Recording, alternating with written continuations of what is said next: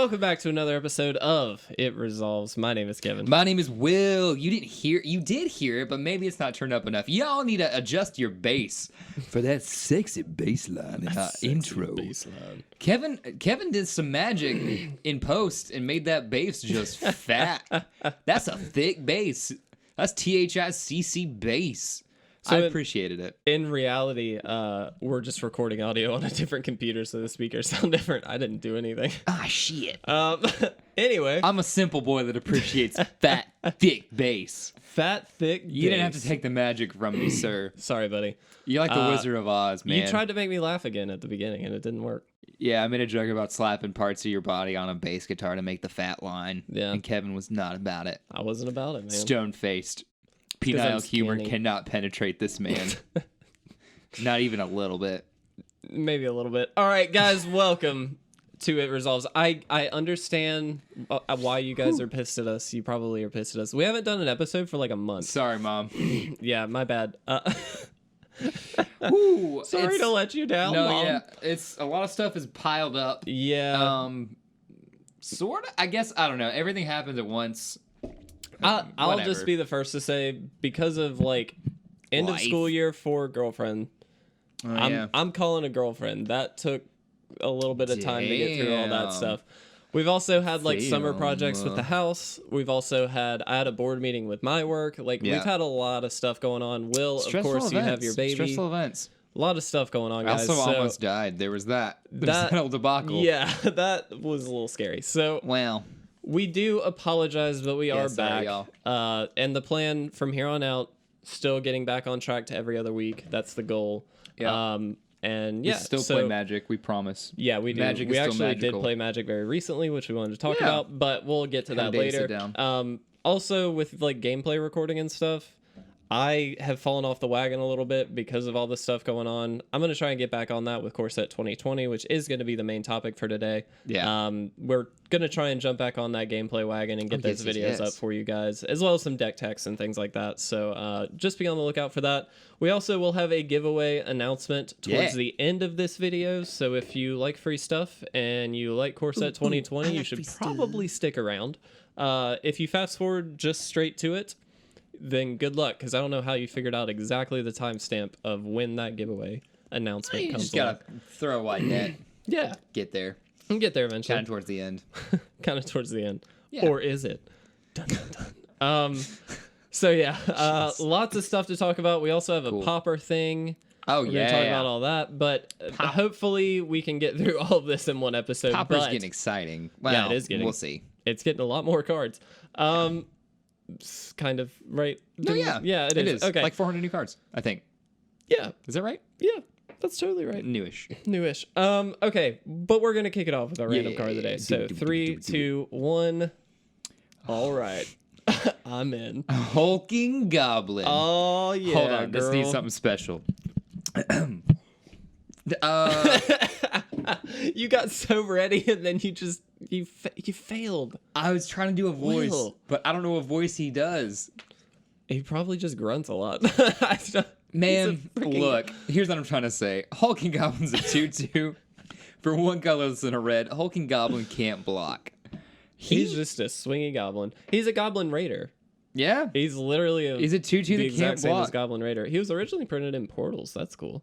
It's had the same sexy artwork the entire time. Just Potbelly. Potbelly green guy. Yeah, dude. I love it. How do we feel about it? Honestly, at the time, in a starter deck, It's fine. it would have been fine. It's a 2/2 for 2. It's a bear, Kev. It is a bear. It's a bear. My bear's blocked, but it's fine. Like, he's fine. Good thing bear tribal is a thing now. Amen. Actually, goblin. We're going to talk about Goblin Tribal a little bit later on with Corset, by the way. Oh, true. But yeah, so this is just a 2/2 for 2, guys. It's There's fine, not dude. much to talk It's about. a bear. That's Yeah, super it's fine. boring. It is kind of Sorry, boring. Hulking Goblin. Sorry, buddy. I was like, it's a really throaty but like almost depressed voice. I Always in pictured the third movie. person. Have you seen the movie Trolls? Yeah, I watched it with you, dude. Did we watch Trolls together? That's a weird thing to God, admit. we're grown ass men. Yeah, we watched Trolls Yeah, together dude. apparently. With our lady friends, actually. Oh yeah, totally. They were there. No, one of them was. Were they? Was Monica there? I don't know. God, I hope not. Anyway, moving on. Was it just us? I hope it was. Anyway. Just because it makes the story better. Fuck it. It's a good-ass movie, y'all. It is a funny-ass movie. It's a... Yeah, man. I'm pretty sure we just played Magic and watched it in the living room one day. did. Anyway, that's it for the random part of the day. And we're moving off of trolls. Got it. Pauper announcement really quick. We're not going to harp on this too long, but essentially now Pauper is becoming more of a sanctioned thing according to Wizards. So it will be supported everywhere that any other sanctioned format will be. As of July 9th, it's supported and all that stuff. So as we mentioned before, there are going to be 400 new cards, kind of. They're not new printings or anything like that. It's just anything now that has either been online or in paper printed at Common is now legal everywhere for Pauper. And so essentially that just means a lot more cards came to Pauper that were not necessarily there before. Right. There are 3 cards because of all this. There are 3 cards that are being added to the banned list right away because they are just a little too good. Hymn to Turok, very obvious choice. That card is insane. Can't be mean, sure. Sinkhole. Yep. Again, pretty mean card. Right, fair. High Tide is also really, really good for combos and stuff like that. And so it did get a lot weaker with the recent bannings, but it did. I think that's still fine. But I do think it's probably a reasonable ban. And honestly, if it was either really going to get played or it's not going to get played at all. In either case, the banning's probably fine, right? Yeah, like, I think so. If it's going to get overplayed, it should be banned. If it's not going to get played at all, then who cares if it's banned or not? Right. So yeah, that's the 3 cards out of the new like 400 and some odd cards that are kind of coming to Pauper, I should say. But yeah. So a lot of awesome stuff. I know the professor was really stoked about all this, as he should be. But yeah, well, he loves his Pauper. Pauper's a great format. It is a really good format. If anybody hasn't tried Pauper, please genuinely give it a shot. If you've super got cheap, $10, $20, you can get a competitively viable deck for $20. Heck yeah, it's awesome. Really, really fun format. Excuse me. Gross. I know, right? But we come to our main topic. Which is Core Set 2020. We're a little late to the bandwagon. Obviously, the whole thing has been spoiled already. We know that. But we do want to talk about how we feel about the set, some of the cool cards that are being printed here, some of the cool reprints that are being printed here, which arguably are some of the most exciting cards in this set. But a lot of interesting stuff. I will go ahead and say this. Thoughts on Core Set? Just in general, outside of 2020, not just M20 specifically. Right. How do you feel about them doing the annual core set? I love core sets. Core sets are a great time for Magic to address standard specifically. Yep. In a lot of ways, if there's issues in standard, they can kind of fix it. That hasn't always worked in the past. The Titans kind of took over and ran train on some things, which happens. Magic isn't perfect.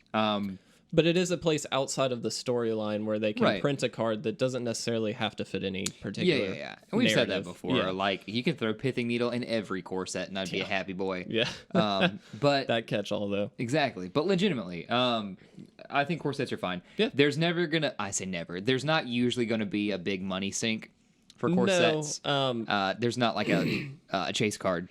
Always. It's generally an underpowered set because it is a core set. Right. And that's part mostly, I would say, by design. I mean, a lot of this is for newer players to kind of intro them into the game. It's a really good way to start that process for someone who's never maybe played before. Exactly. Pick it up with the core set. It's a great way to do it. Go to your pre-release, learn how to play there. Because the power level is kind of dimmed down a little bit. Not that you won't see powerful cards. Definitely some power stuff in this. But generally, the power level is going to be a lot lower. And so it's a little bit easier. That barrier for entry is not quite as high. Right. And so it's a great way to get new people into the game. I love it. Absolutely. For that reason. I think core sets are awesome. And there's usually like a couple either reprints or value cards that they shove in there. There's usually not a ton. Old folks, old fogies who are like, I don't like cord sets. I mean, the last one they had Crucible. Crucible was a great card. There's good stuff in they core also sets, redid Elder Dragons in the last one. That was pretty cool. They're fun sets. I like them quite a lot. They are. They're not like, I mean.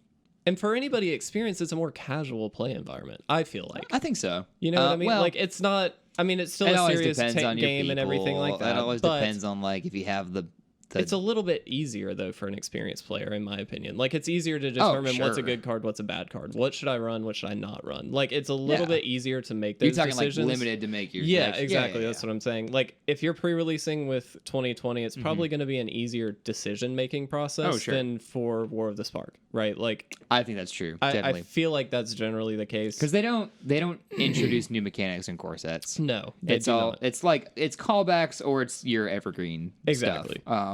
So nothing super complicated. Yeah. But very, very cool. We are gonna go through a few specific cards as well as some cycles and things like that. And I'm gonna go ahead and talk about the Cavalier cycle a little bit. Walk me through them. I honestly don't know individually what all these do, but I did post. I started doing a rate me kind of card thing. Hey, can I real quick powwow Kev, you and I? Yeah, what's up? You gotta enunciate. Why? Your tease. Oh, rate me. I got not real the other scared. Thing. I posted a rate me. Rate me. Am I a bad person for joking about this? Continue, Kevin. I posted a rate me of all of this cycle on our Instagram, where basically I gave you a scale of 1 through 5, 1 being really bad, 5 being amazing. And a lot of you guys responded. We had something like 30 comments on this, which is fantastic. I really appreciate all the feedback. And most of them were between the 3 to 5 scale. Most of them were at like 4.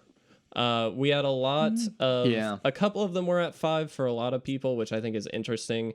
Some people I think misevaluated certain things, and that's okay. We're going to talk about them kind of one by one. So Cavalier of Dawn. All of these, by the way, are 2 of any color and then 3 of whatever color they are. This one is the white one. It is a 4/6 with Vigilance. When it enters the battlefield, destroy up to 1 target non-land permanent. Its controller creates a 3/3 colorless goblin artifact or golem, artifact creature token. When it dies, return target artifact or enchantment card from your graveyard to your hand. I find that this one is okay. I don't love this. I think it's good. I actually think it's good. I think it's good that it nukes a permanent. I like that a lot. The second line behind Vigilance returns an enchantment. Enchantment, artifact or enchantment. Less excited about that. Well, I mean, that's always the question of what's the most powerful thing you can get back. Really. Yeah.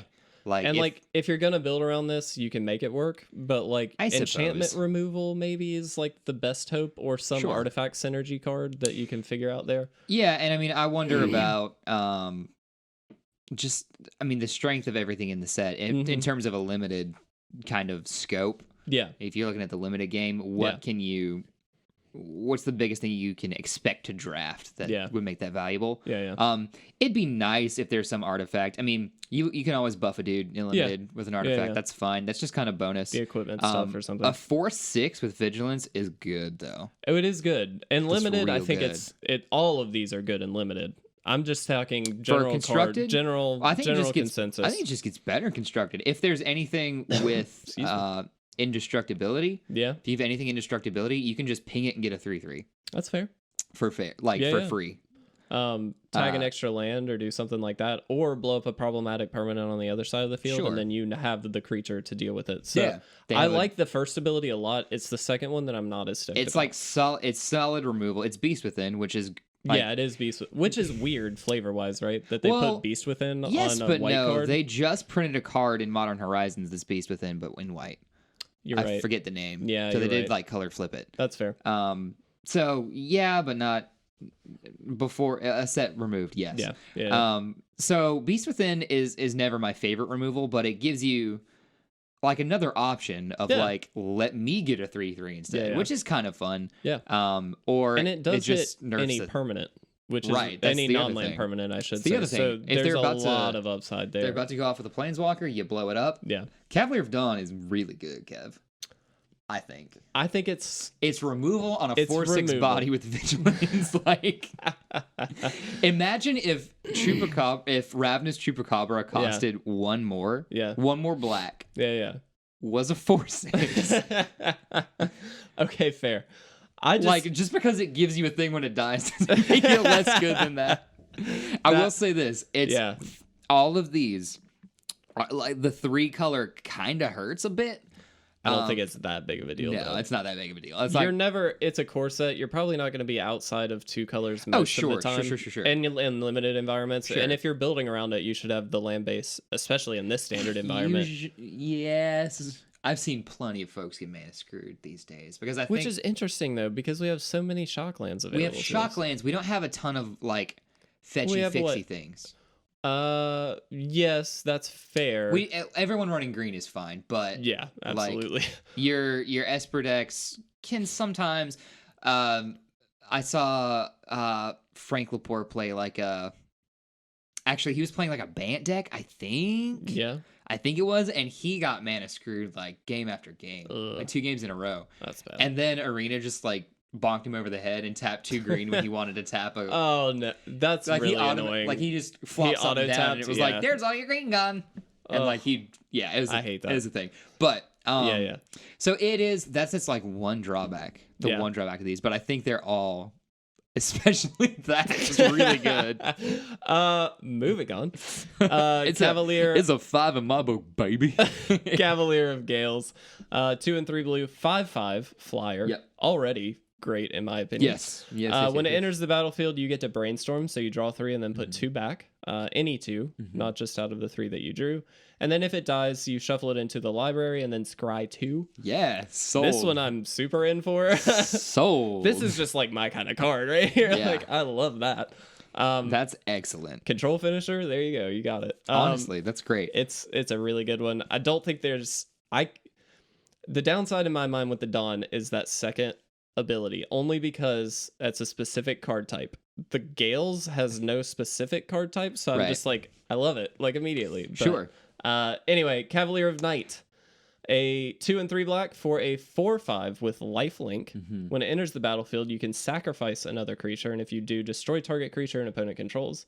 I like that. There's a lot of aristocrat stuff going around right now, so I think that's fine. Can synergize well with stuff. Yeah, exactly. Yeah. I like it. When it dies, return target creature card with converted mana cost 3 or less from your graveyard to the battlefield. I think that's fine, but not amazing. I think it's great. I think it's good because it's just added value, but I just mean like for 3 mana, I don't know how you can like truly exploit that. That's all I'm saying. Well, so still good, obviously. Spellbreaker's 3, right? Yeah, but you're gonna run Spellbreaker in a I'm deck just saying, with Cavalier of Night. Like, why not? You can do Jund. Why not? You're just talking about mana fixing. I know, and you were just talking about how it didn't go very well. But like, you can definitely have a Blood Crypt, Overgrown Tomb, and enough other lands. I mean, yeah, I guess. You're running green, like you have fixing. Yeah. You're fine. Look, this is a great card, Kev. They're all good. I'm not. They're all great. This is great. I'm just saying that this is great. Okay. This is like the 4 for me. I think Dawn is better. I think that's honestly. a 4. Yeah. Just because it blows anything up indiscriminately, you don't have to lose anything for it. Yeah. They get a 3/3 that is probably negligible. Yeah. Well, actually no, because there are plenty of cards at 3 that are impactful that Cavalier of Night can bring back. Like, Chain Whirler, are you running Rakdos? There's a 3/3 you just ping their whole board. Yeah, I mean that's pretty good. It's post combat, a bunch of stuff just died. Like, I mean that's awesome. Pretty good. You have to when something brings something out of the yard, if it's looking for something specific, you have to look at what that bucket is. Yeah. You know what I'm saying? Oh yeah. Why not Gruul Spellbreaker? Like, I mean, why not? Yes, I would argue that a Gruul Spellbreaker deck is trying to kill the opponent. Is that a build around deck though? Spellbreaker? Like a deck. There's a Gruul aggro deck, yeah. Well, sure, but it's not like the It's Spellbreaker the Riot deck. So like, but there's a Jund deck somewhere in Standard right now for sure. It's not very good though, unfortunately. Well, but I mean, I'm not saying it is, but there's cards that this would want, and there's probably cards at 3 in black that you'd want over.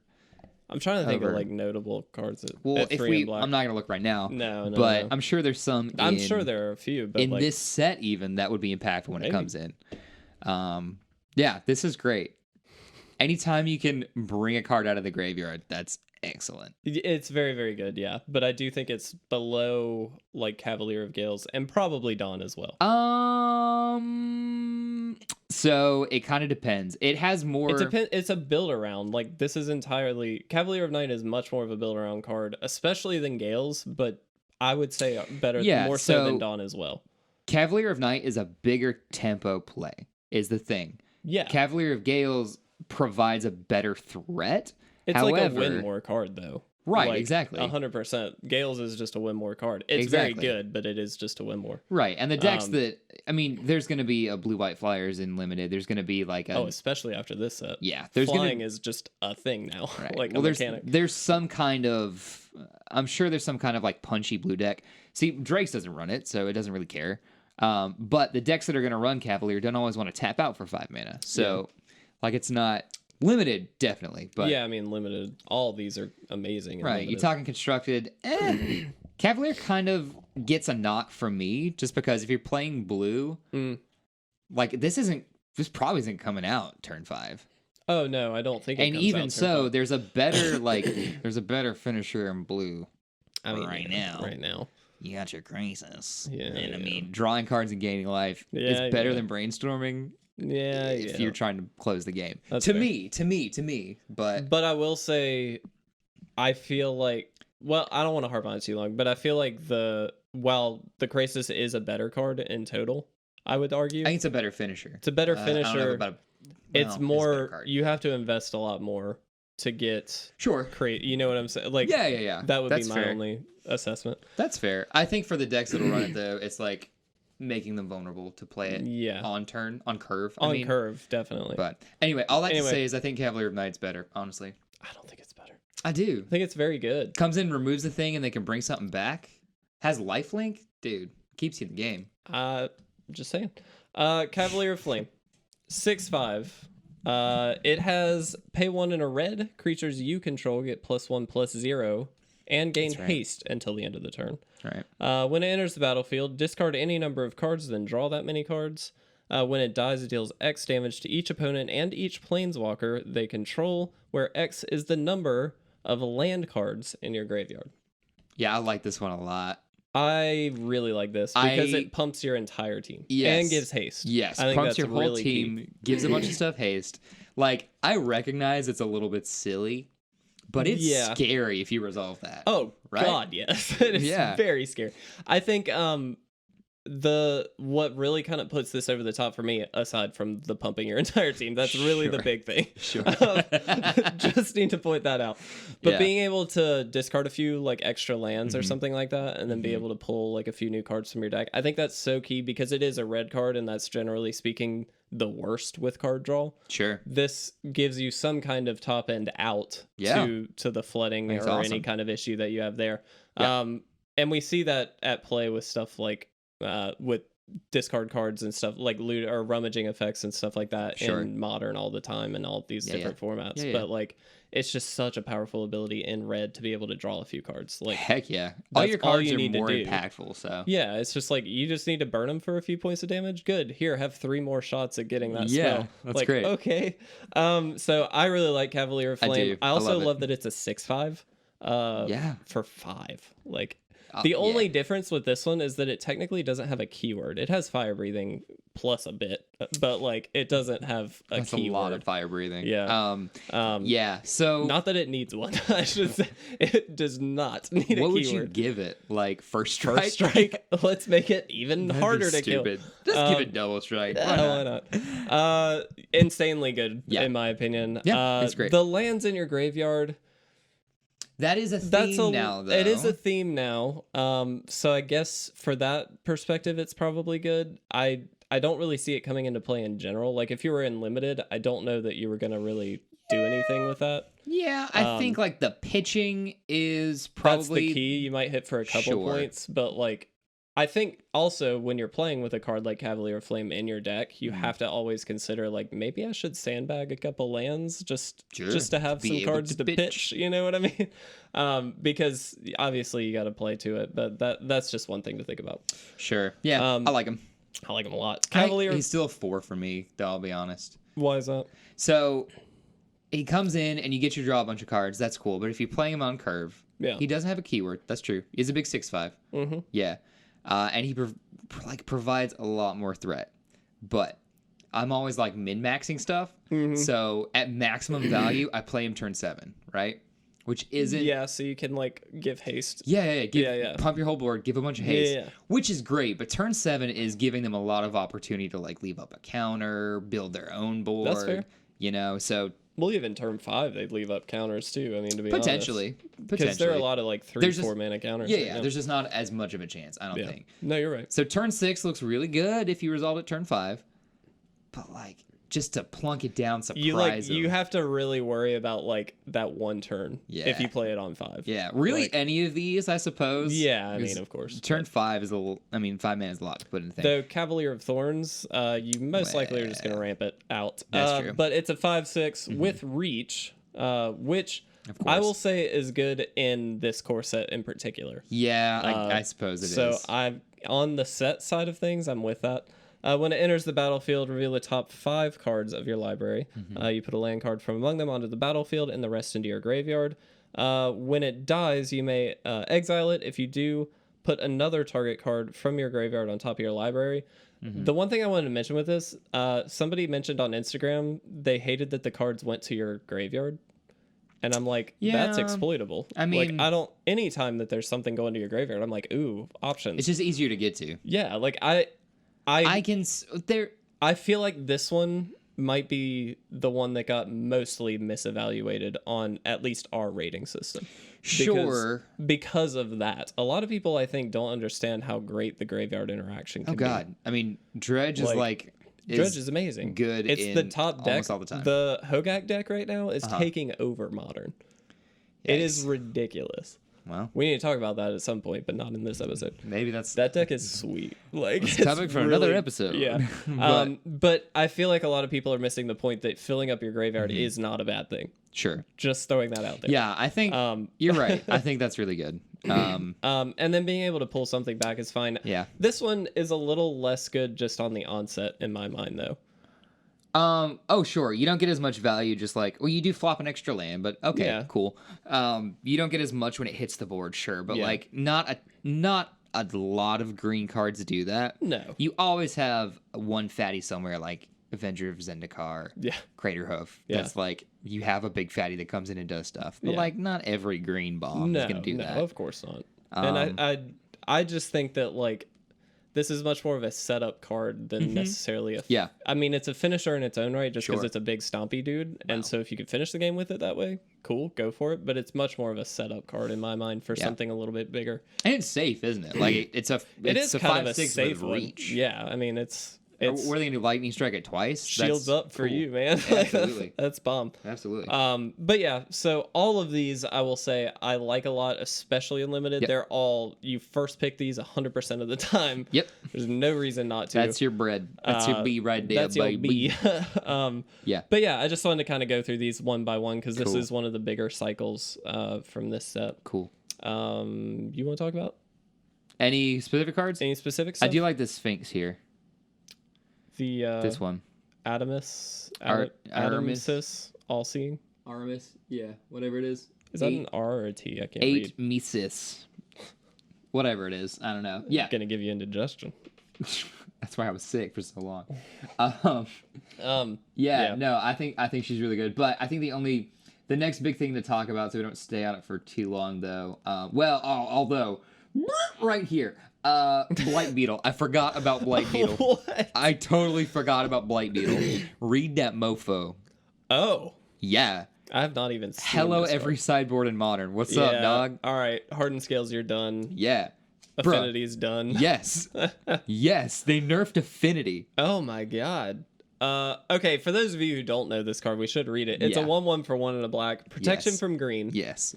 Creatures your opponents control cannot have +1/+1 counters put on them. That is correct. So that does Kevin, nerf that is a correct. lot. Hey, also, How about Walking Adapt? Ballista. Done. It just shuts down Adapt too, which is standard right now. True.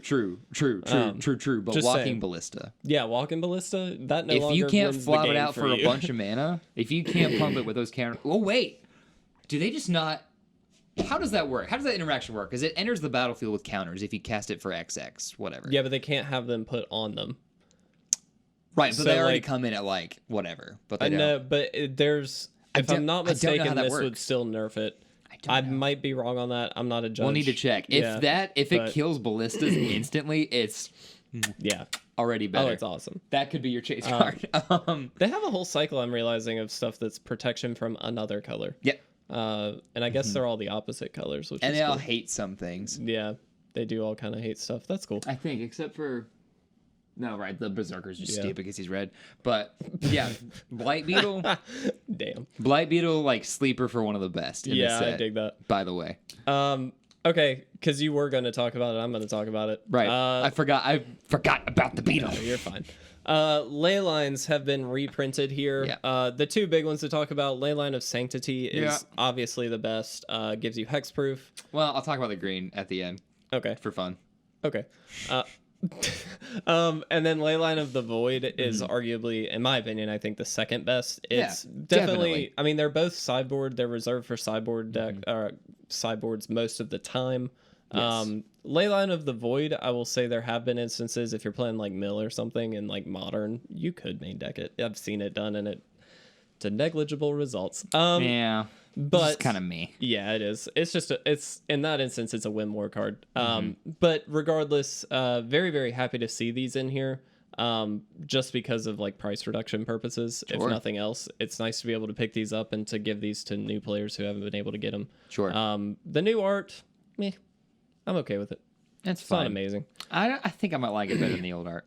Oh, it's fair. I think I do. But that is my opinion. What did you want to talk about with the green one? So there's a combo right now in standard with the green one. It's unlimited mana. You take they printed that. I'm gonna forget the. While you look that up, shoot, Kevin Stallum. Yeah, you're fine. I'm just gonna talk about planeswalkers really quick. I honestly. They're planeswalkers, right? They're going to be good and limited. That's fine. We have 3 Chandras in this set, which is a little weird, all at like different stages of her life. They released her first as like all 3 of her at the very beginning. That was like the first set of spoilers. Yep. And then everybody got excited that we were going to get that for every planeswalker. And then Mark Rosewater, I believe, had to do like an announcement just being like, yo, guys, chill the fuck out. We're not giving this to every planeswalker. It's just focused on Chandra. The new like 6-mana Chandra is bonkers. I think it's interesting that they have Mu Yanling in here. I think that's cool. I didn't really expect her to get another planeswalker card. Yeah, to be honest, is she? She's the one in the Global Series dual deck. I actually have it up on the shelf. Her and the green planeswalker that is super negligible. Both of them are, to be honest. But we also have Sorin, Ajani, and Vivian. Pretty excited about that. I mean, they're new planeswalkers. Everybody loves them. One card I want to talk about as well while you're looking this up. Scheming Symmetry. Very interesting card. It is a sorcery for 1 black. Choose 2 target players. Each of them searches their library for a card, shuffles their library, and puts that card on top. This is gonna be weird. I don't know if this is good or not. Will. So I think it's a question of like how good or how consistent, how scary is the deck you're playing. Yeah. Can you win on the spot after you play this? Because you have to be able to, I think. Not always. So are you playing mono red in standard? I think it is safe to do. Yeah. Because like they're just gonna get a Goblin Guide or something, or a Bolt or something. Scary like. Yeah. Are we talking about what format though? That's important. I think that is important because in Commander, this is a fantastic card regardless because you can now play the political game. You just and you also just pick nobody's business. Yeah. Well, right. You can also just pick like the least scary dude. Yeah, I mean you have so much leeway there because it's multiplayer format. But when you're in like Modern or something like that, I don't know if this is more of a sideboard card or if it's more of a. I do think it makes sideboard because there are, like you said, if you're up against a mono red deck and you're a black combo deck, if you're a combo deck. Well, that's what I'm saying. All day long. But like, if you're up against another combo deck, sure, you're just gonna make the game go a lot faster. Like one of you is gonna win. We don't know who. Yeah, no, that's a good point. You know, so it's like it's very dependent on the matchup, and it's very weird for that reason, in my opinion. I'm just interested to see where it lands. That's all. I mean, tutors are all they're always good. Like to be able. I mean, it's very difficult to have a bad tutor. Granted, we have some. I mean, but like Diabolic Tutor is real bad. I mean, but it's also 4 mana. This is 1. Right. That's another point. It's very cheap. Very cheap. I mean, there's a lot of downside potentially to your point. Yeah. I can't freaking find it. So the card names aren't going to be like super spot on, but essentially you just there's a mana dork that says if he's got a +1/+1 counter on him, you can tip him, and tap him. He makes 3. This guy gives you an extra. Yeah. There's an enchantment that lets you untap a dude for 3. Oh, so you generate 1 every time. Yeah. That's you cool. Just do it infinitely. Yeah, I like that. 1 mana for any color you could produce is, I think, what he taps for if he has a +1/+1 counter. Gotcha. So yeah. Unlimited mana play of Hydra Krasis for 1 million. That'll win you the game. You get unless you got the beetle. There you go. Hey! Yeah. Goblin Ringleader I want to talk about because this is actually, in my opinion, going to be an important card. He's a fetch dude, isn't he? So Top 4. He's a 2/2 for 4, which is a lot. He has haste though. And when he enters the battlefield, you reveal the top 4 of your library, put all goblin cards revealed this way into your hand, and put the rest on the bottom of your library in any order. Yep. Goblins might have just gotten viable. They've been flirting with viable goblins for a few sets. Flirting with it for so long, but with this, I mean, this is a reprint. This card's been printed before, but it's never been printed with the modern card frame, and so this actually makes that like maybe a possibility. We'll see. Modern? I don't know about modern. We did just get a lot of cool black goblins in modern. We did just get a cool in Modern Horizons. There's a lot. There was a lot of tribal support for Modern Horizons. Yeah. This helps that goblin deck a lot. Oh, for sure. I don't know if it's viable. I 100% want to play with it. I think in Standard, it's definitely going to be something that people play because there already is like a Goblin Calamity deck that's true. This just helps you with that. True. And so I feel like there's definitely going to be a Goblin deck in Standard. It may not be tier 1, but this is very, rotation very coming good. soon? Are we going to lose it? In the fall, I want to say August, September time. Well, so no, you still get a few big tournaments out of it. Yeah, you'll still get a couple hits. Why not? I don't know. We'll see. I just think it's a really interesting card. That's all. Goblins, for the longest time, have been very, very close, but not quite there. This one I want to talk about, Empyrean Eagle. I know this is kind of random. It's a 2/3 for 3, 1 a white and a blue. It has flying. Other creatures you control with flying get +1/+1. Okay. We've seen things like there was the enchantment that gave all of your creatures flying, or +1/+1 if they had flying. Right. That was actually for a short time a pretty viable deck once Ixalan came out, I want to say. Okay. Didn't last very long. I get it. I don't necessarily think that this is going to be like a takeover deck by any means. No, I don't think so either. But definitely unlimited. Flying now became like just it was already just really good, but like if you get this, holy crap, you are now in blue-white flyers. Yeah, like, if I have a bomb in white or blue, I'm blue-white flyers all day, every day. I love that they're just doing flying lords. I think it's going to be interesting to see if it's been done again. There've been a couple. Avon something, who was a lord, like a 2/2 who gave 2/2 for 3 that gave other flyers +1/+1. Yes. I think that mixed with this just makes flyers way more fun. Well, he's not in Standard now. No, not in Standard. I'm just saying like in general. If you're like in Commander or doing something silly where you can mix them. Yeah. Interesting. Yeah. I like a new Omnath, personally. New Omnath? Oh, yeah. I forgot about New Omnath. Yeah. Yeah, baby. I like all of these 3 colors a lot. Yeah, the Hidden Hand dude is pretty nasty. He is. Like, oh my gosh, he's a little dirty. I'm pretty sure that Bird Wizard I wasn't super... Oh no, I did like it a lot. Sorry. Yeah, it's really good. The Wind's Fury. Yeah. Yeah, so 3/3. It's weird that he only adds red to me, but... It is a little weird, right? Like, that seems kind of strange. But would you rather colorless? No. Okay, just checking. For those of you listening, it's 1 a blue, a red, and a white for a 3/3 flyer. A Murka colors. Murka. It's a bird wizard. Whenever you cast a non-creature spell, create a 1/1 white spirit creature token with flying. Bro, it's a Spirit Falcon.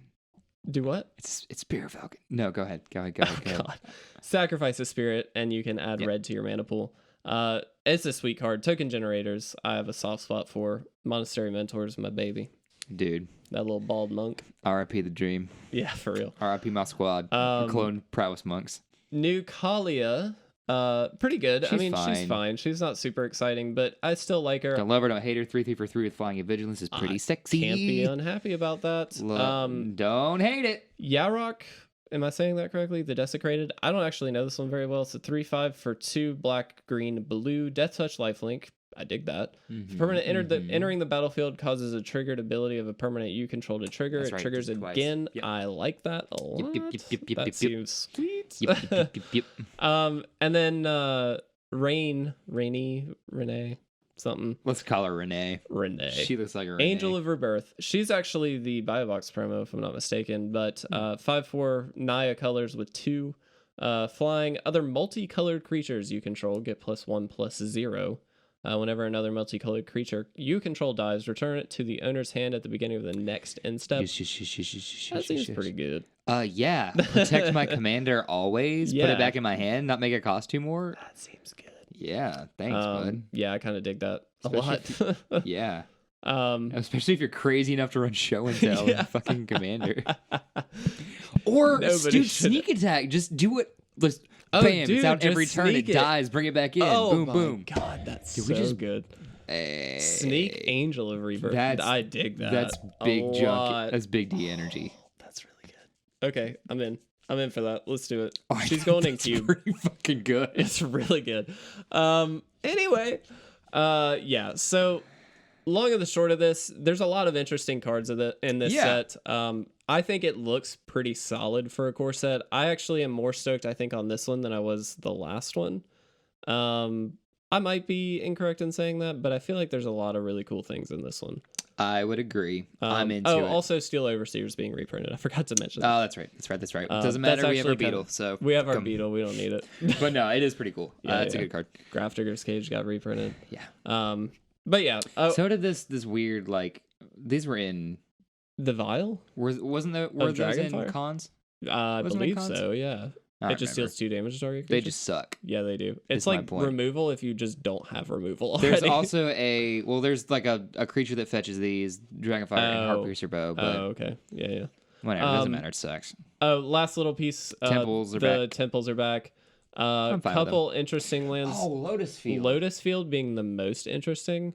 It's a hexproof land. Enters the battlefield tapped. When it enters the battlefield, you have to sacrifice 2 lands, but then it is repeated Black Lotus, so it adds 3 mana of any one color to your mana pool. It does not sacrifice itself, so it is continued. What is the card that causes land abilities not to trigger when they come in? I know what you're talking about. Whatever it is. That one card. Yes, whatever it is. Yeah. It is like... It's smooching this yeah. other card. So good. I also just think too, there are lands decks with like Life from the Loam. Outside of standard is what I'm talking about, obviously. Sure. But like Life from the Loam with Lotus Field, like who cares if you have to sacrifice? And how many red decks are now playing this? Yeah, because they get that's true. The scary red horsey guy. Scary red horsey guy. What throws the lands in your yard and blows stuff up? Oh. The Cavalier? Yeah. Of Flame. Yeah, that works. Fire Cavalier. There you go. I like that a lot. I love that. Yes. Yeah, I'm pretty excited about that just to see where it goes. I don't really care about the temples, to be honest. They kind of blow. No, the temples are fine. They're like... they're dual lands. Use them. They are dual lands. But I just mean they're not like... They're not shock lands. They're not like... Well, and that's fine. I don't necessarily need them to be. I love the Scry. I think the Scry is great. Yeah, it's fine. They're fine. They're not amazing. They're fine. They're a little slow. That's all I would say. Are they better than basics? Yeah. And shut up. Well, sometimes. All right. Sometimes you're right. Okay, to be fair. There are times where you would much rather have a basic than a temple. To be fair. In any red deck ever, you're right. That's also an always viable argument for any Magic card, though. Wouldn't you always rather have a basic? No. I'm just saying, like, you could always just be like, wouldn't you rather have this card than this card? Oh, and it's okay. like, that's probably a fair argument almost always. Yeah, you're right. But okay. All right, that's fair. That's all I'm saying. That's fair. No, this is going to be a great set, I think. I think it is going to be a good set. Limited especially, so... Last thing I'll say, Thor's Hammer is in here. Okay, moving on. It is the Colossus Hammer? The Colossus Hammer. Thor's Hammer. There's so many... Mjolnir. So many memes about this, and it's really annoying to me. There's a turn 2... Just because it's a giant freaking hammer. There's a turn 2 infant kill now in Modern. Oh, with yeah, Colossus Hammer, by the way. But Infect is like super bad right now. Does it kill on turn 2? Not the bad version? Not reliably anymore. There you go. I'm just saying, like, you just pack them both in, and you got one or the other. You got 8 chances to kill on turn 2. Well, I guess you have to get the elf. Yeah. But London Mole. True, London Mulligan. That's in effect or coming into effect very soon, so that's going to be a thing. Yeah. God, how much decks get better? Any combo deck gets better. Is Infect technically a combo deck in a way? Yeah, it is. Because it's chaining a bunch of stuff onto one other thing. Yeah. I mean, it's definitely combo. Because it falls flat on its face if it doesn't. Yeah, that's very true. You don't have a creature, you lose. Like, way to be there. Thanks for playing. Anyway, Core Set 2020 gonna look pretty fun. I'm excited to play it. I'm gonna be out of town for pre-release. I'm gonna be at the beach. Yeah. Sorry about it. So I'm not actually gonna get to play. Kind of sad about it. I had a lot of fun at War of the Spark pre-release, so I'm kind of looking forward to going back. Imagine if you. Never mind. That's fair. Anyway, okay, we're gonna talk about the giveaway before we move on to the Crack-a-Pack. Yeah. So here's the deal, guys. I actually have to pick a date. We're going to pick a date together because I didn't do this before. Are we? We're going to be giving away a Core Set 2020 bundle for free. Okay. All you have to do, subscribe to the YouTube channel. Pretty easy. Hashtag on any video. Just comment on any video with hashtag Core 2020 giveaway. Oh, that's pretty easy. Not this video. You can do it to this video. If you do that, you are officially entered to win. We will give you a response. We'll comment back to you just to let you know that you're entered, and we'll keep track of everything. We will be picking the winner at random. Always at random. Always at random. Because the dice gods show no mercy. And you know what? We're going to go for Monday, July 15th. We're going to do this as a 2-week giveaway, or a week and a half or so.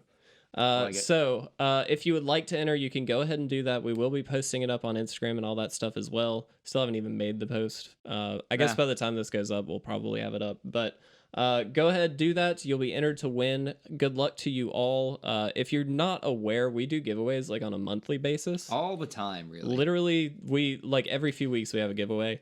If you're interested in free stuff, you should probably stick around. Yeah. If you're not, then that's cool, but you're not my kind of person. Oof. Wow. Yeah, that was harsh, right? Who doesn't like free stuff, though? Idiots. Have you ever... Although there was... So there's this... I said something really bad.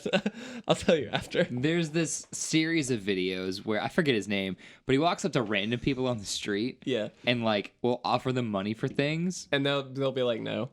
There was the one. And it's always like, do you know this question? Like, here's $5. Now answer this question. Something like that. Yeah. But he, like, runs up to a lady. He's like... $1, and she just goes no, and just like runs off. Doesn't even listen to the question. So I guess she's an idiot. Is the one.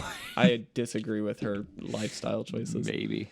Anyway, I don't know. So yeah, we do have the giveaway going on. Good luck. 15th is when we'll be picking that winner. Cool. But we do move on to our Crack-a-Pack. Yeah, buddy. Sponsored by Grand Slam Comics and Collectibles. How do we get all these cards? I guess this is the last War of the Spark pack. Yeah, dude.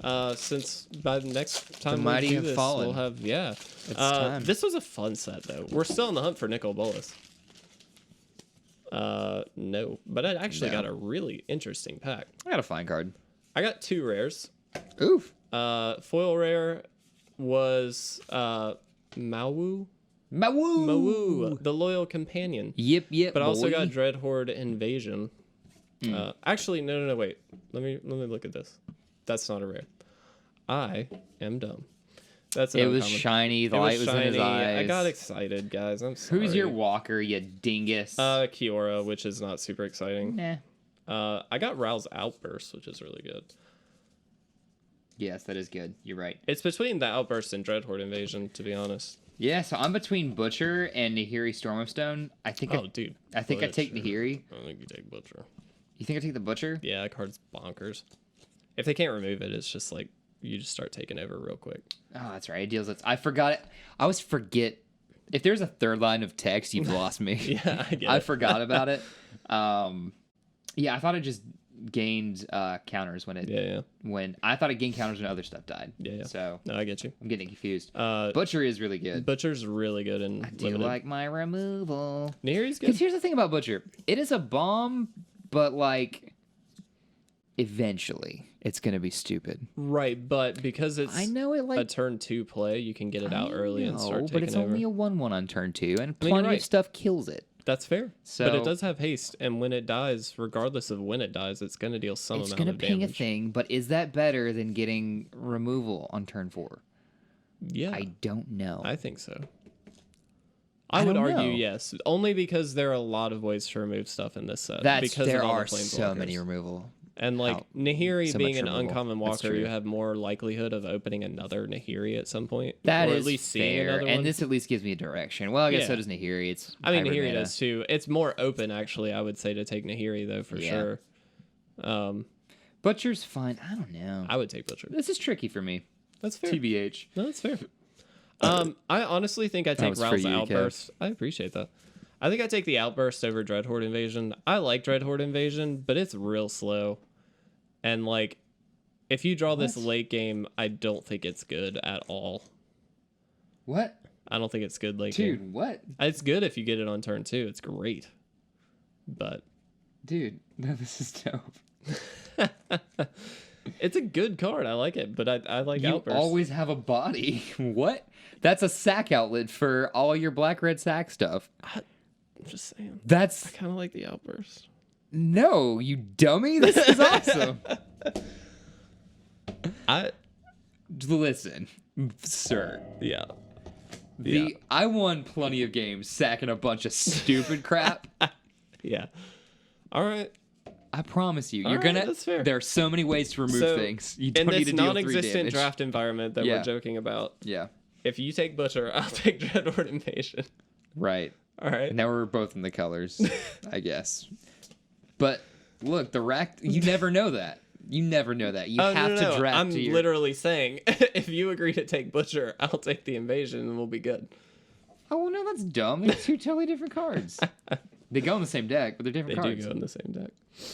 I think. Yeah, it's a sack outlet. They pretty much do. Yeah, they definitely do. Because you sack the Butcher. You sack the Butcher. Look, Dreadhorde Invasion's a good card. I like it a lot. An engine on turn 2 sounds pretty solid to me. Only if you get it on turn 2. Yeah, that's great to remove stuff. Only if you get it when you need it. I'm just saying. Is it bad on turn 3? Is it bad on turn 4? Arguably, it's getting a lot worse on turn 4. No, it's not. Yeah, it is. Dude, limited games last a lot longer than I think you're giving it credit for. I mean, how did my second match? Okay, yeah.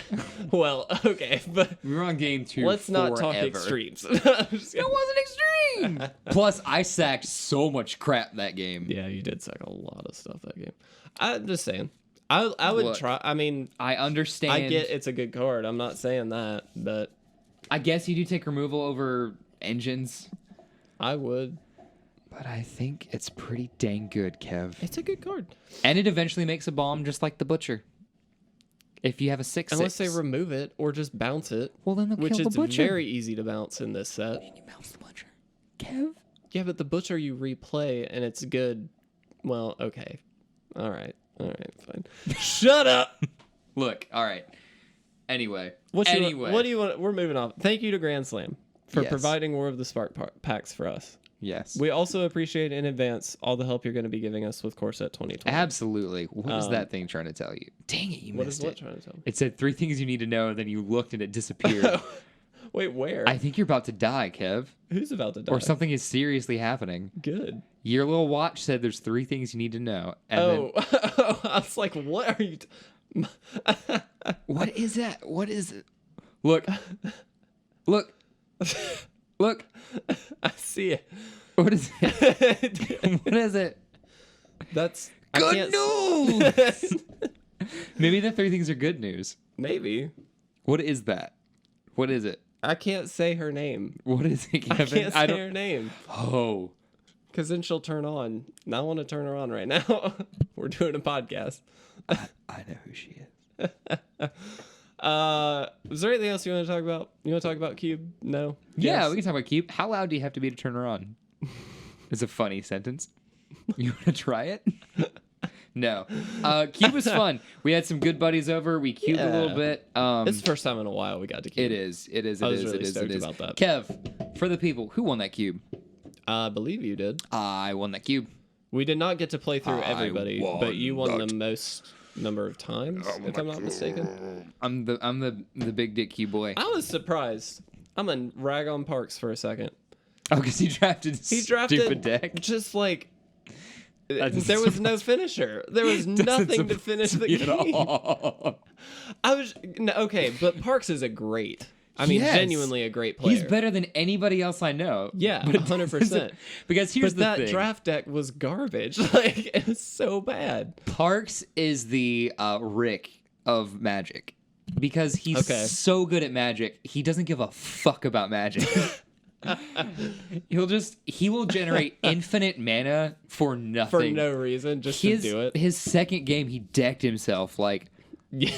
He's like, I just don't, whatever. I'm just gonna, I'll lose. You win. Yeah, there's no finish. It's fine. Parks doesn't care. Yeah. You think Parks gives a damn? No, Parks is above it, or maybe he's beneath it. Wherever he is, he's enjoying himself. Exactly. It was just. I just expected more. Every time I've played with Parks, he's is like on top of it, and like he is killer. He thinks about his plays. He knows what he's doing 24 like the whole time. Next level Magic player. Next level Magic player. But like that deck was shit. Like, well, yeah, but like it's a cube. There are so many cards he could have taken. I met Parks playing Standard. And I think this was his quote, Turbo Fog all day. Yeah, he does love some Turbo Fog. He's so good at Magic, he will find the worst way to win and beat you to death with it. I remember like when I first met Parks, he was doing like a Turbo Fog Mazen or something like that. And I was just like, this is the only way to play really Mazen. Oh, well, yeah. Yeah. But I was just like, this is such a dumb strategy. Why are you doing this? That's how you do it. I mean, it's fair. It was fun. Boom. For one side of the table. He brewed some weird Duskmantle Seer deck. Oh, that's a weird time for you to complain about one side of the table having fun there, Kevin. Weird time to complain about that. Why? Were you Mr. Stormy Storm boy? I haven't stormed. But let the record show. I did one time. You have everybody and freaked burned the fuck earth out. I'm just saying. All I'm saying is I had a very open storm. I could have taken storm. I know. And I would have been in it. Here's like the easily thing. in it. Here's the thing, you psychopath. What? No one else will ever draft Storm except for you. That's not true. It's you or Parks. That's it. We've had Andrew before. He just hate draft Storm. Well, that's not the same as drafting Storm. No, but he's just gonna take it all because he knows if it's available to me, I might take it. Oh, Andrew, if you're listening, baby earmuffs real quick. He's not a threat in Cube. Andrew's not a threat. Andrew holding Magic cards. Andrew is fun though. Oh my god, I love playing Magic with Andrew. He likes jank. That's all it is. He likes jank. Yeah. Whereas like I'm trying to be nice because I love Andrew, but I love Andrew. I love playing Magic with Andrew. He will draft some stupid shit. All right, we need to talk about a time with Andrew though. All right, bring it on. Because I know exactly what I'm talking about. Andrew, I hope you're listening, buddy. I love you to death. I need you to know that before we go into this. Same. I echo that statement. You need to say it more than I do. Why? We won that game. You did win, but I don't understand how. Okay. Oh, I can't believe you won that game. Please explain to the ladies. So I'll set the stage, but you give specifics because you were on the team. I'd love to. So we were cube drafting. Yeah, dude. It was team cube draft. You and Andrew ended up on a team versus Parks and myself. Correct. Parks and I had a very good strategy. Yes. At least I thought. Heck yeah, you did. One of us was more aggro, one of us was more controlled, but we were both like really interactive, so we felt really solid about our chances of winning. Mm-hmm. I don't know if we did 2 out of 3 how that all went. Did you guys win? It was a long ass game. It was just a really long game. We only got one. Yep. Which you guys fucking won. Yeah, we did. That annoys the fuck out of me. So please explain to me. Yeah, gladly. I've set the stage, but give me specifics. What happened during the draft? Andrew, and your strategy, what was it? Okay, so my strategy, I came in, we opened all our packs, and I see a pretty decent like blue-white control. Yeah. Like shell, and I'm like, excellent. This is my comfort. He's opened some really good black-red stuff. Yep. I'm like, cool. We can work with this. Kind of in the same vein that you have. I'm like, we got it. Yeah. Yeah. So I'm thinking, okay, I'll kind of control the state of things. It'll be harder. There's 2 players, but that's what she said. Fair. They're harder when there's 2 players. It depends. But it'd be more difficult. I knew, but I was like, all right, let's go with it. Yeah. I think my bomb was Angel of Thune. Was like one of the big ones I got. Yeah. 3/3 flying Vig lifelink when you gain life, put a counter, something like that. Something like that. Whatever. Yeah, I don't remember. It got bigger every time you gain life. That was crucial. Yeah. Fucking crucial. So, so you were feeling good about your deck. I mean, you had your finisher. I felt good about building my deck, and then I turn. I'm like, all right, so I'm pretty good. Andrew, what you working on over there, bud? And he had good pieces. He had some like cool like aggro black red dragon stuff going on. Yeah, that I was feeling solid about. Okay. Threw in like the sword that milled stuff, whichever it was. Not the big sword. Not Feast of Famine. The green blue one. No. This was a sealed game of Modern Masters. Oh, Iconic Masters. Iconic Masters. Right. Yeah. There was some. I know what you're talking about. There's an uncommon artifact somewhere in there that like you deal damage, you mill some stuff, whatever. Yeah. I forget how it works. It's been a while. Cool. I think Andrew saw that and got worried because was this the start to the downfall? Yes. That actually led to winning the game, but yeah, like this wasn't a big error, but just the mindset, right? So instead of picking like, all right, we can do aggro stuff. We can even do like a Jun thing. Yeah. Here, Andrew, let's go with that. We can do your mill stuff. We got some mill pieces, some guys to stick it on. Let's do that. No. We're gonna build a 52 card deck in a minimum 40 card format. There's a cardinal rule in Magic that you play to the minimum of deck size. It is a mill format, though. Remember. And this was the sticking point in the echo chamber. Yeah. But it's a mill format. Yeah. But it's a mill format. And at first I was like, yeah, it is. Ooh, sorry for those of you wearing headphones. Holy crap. Yeah, it is. But like, how much is it really gonna mill? Yeah. And that got less and less like insistent, like, yeah, sure, you're right, it's a mill format. Whatever, dude. Because also, since it was a mill format, that meant he had to put cards in the deck in a sealed deck that didn't like work cohesively. Yeah. So we had a few copies of cards that didn't really fit. Anyway, I'm like, well, balls. This sucked. Anyway, we play the game. I don't remember the specifics, but here's the winning sequences. And there was a point of contention with some like nomenclature over the win. Because things are getting a little heated now. I think Parks has noticed that you guys could lose. Yeah. So he's like kind of playing quicker, not like to be whatever, but he's like, oh, we got to win. Yeah. So he says like, all right, we go to combat. And I say, sure. We kind of gloss over the like we entered the combat phase, which everyone's supposed to, because I have the like 1/2 pale white tap a thing, so it's gonna tap his big flyer that's gonna kill us. And so this is the thing. He's like, all right, we go to combat. I'm like, well, yeah, we enter combat, but then he picks attackers, and I'm like, well, no, hold on. Yeah, there's this whole on phase change priorities passed. Right. Yeah. There's this whole interaction, but he's like, well, no, you said we go to. Oh. I'm like, well, no, but wait. I don't remember that, but yeah. Regardless, I'm able to tap down your board with a bunch of little tappy dudes. Yeah. You can do 1 less damage every turn that you need to kill me. Yeah. But because of my angel boy, I gain 1 extra life every time it swings. So we were literally getting nowhere. Yes. Yeah. Like, the game is swinging. It was so... Because it did go very, very long, I remember. It went long, and it went very poorly from my side for most of the game. It was so frustrating to be on the other side of the table where you feel so confident. Because keep in mind, Parks and I have heard all that is going on in the deck building process. And so we're just like, oh, dude, we got this. Like, There's no way we don't have this. Yep. We're feeling confident. We get into the game, start the game. It's going very well for us. You drop your angel, and it's like, okay, that's a problem. You got these you got this angel. It's getting to be a bit of a problem, but we still got it. Like, it's fine. Yeah. And like you said, Parks did try and maybe kind of speed things up a little bit to get, to win.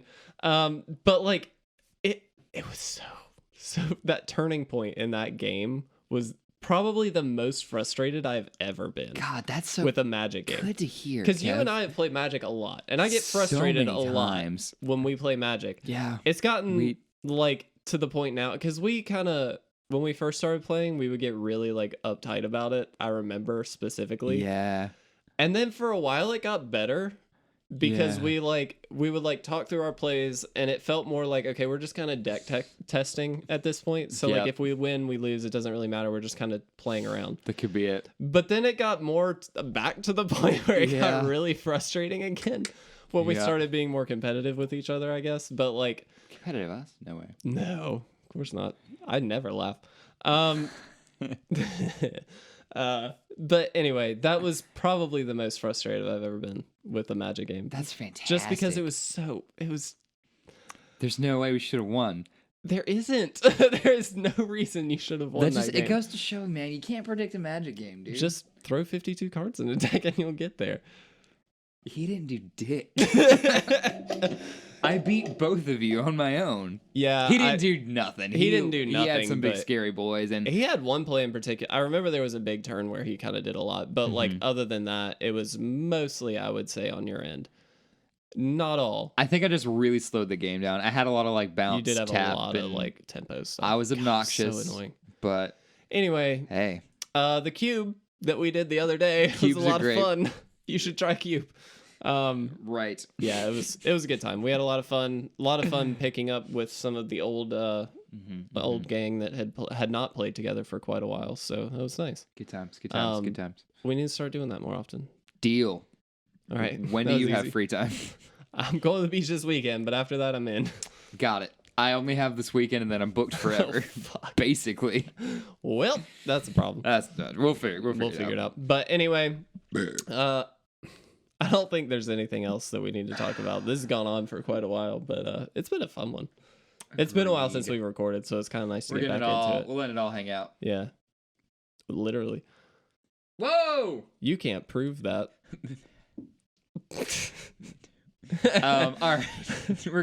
Guys, I think we're going to call it. We're going to get out of here.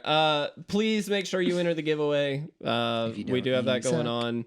Trying to think if there's anything else I need to talk about. No, enjoy your pre-release though. Have a good time. Good luck. May the odds be in your favor, except for you fucking blue player. Hey, you're not going. You don't play pre-release. That's true.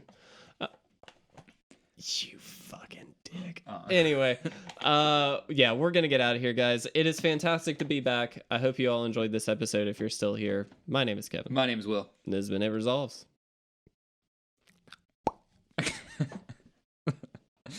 I had nothing.